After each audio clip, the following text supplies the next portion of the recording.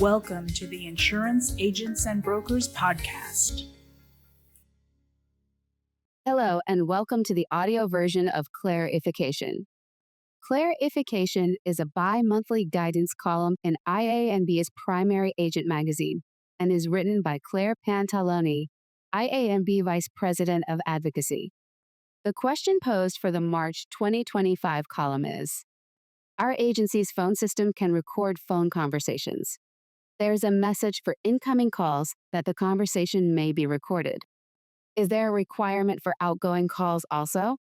And the answer is, recording phone calls in agencies has become mainstream, and the recordings can be useful in an E&O defense. However, certain conditions apply when recording calls, and many agencies only address half of them. Let's consider those requirements. Notification. Do you need to tell your customers that the conversation may be recorded?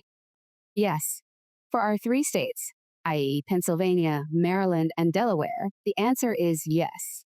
This is because all 3 states are two-party consent states, which means that both parties to the conversation must be informed that it is being recorded. If your agency records conversations, then when a person calls your agency, that person must be informed that the conversation will be recorded.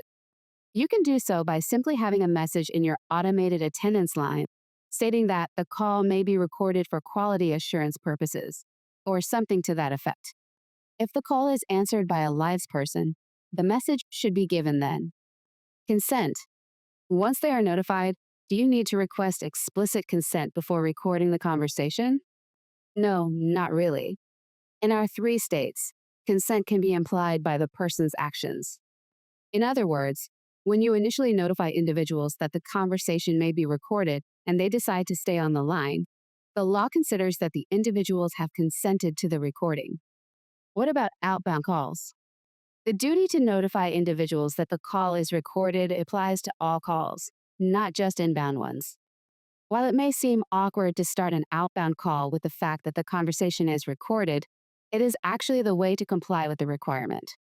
Note that it can be done in a discreet and unintrusive way by simply making it part of the introduction.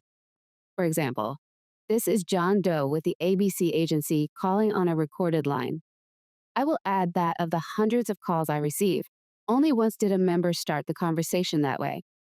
I'm sure many of the agencies recorded the call as a matter of course. Food for thought. Footnote.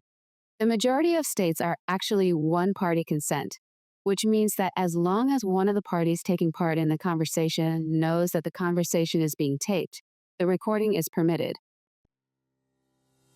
Insurance Agents and Brokers is the premier resource and champion for independent insurance agencies in Pennsylvania, Maryland, and Delaware. For more information, visit iabforme.com.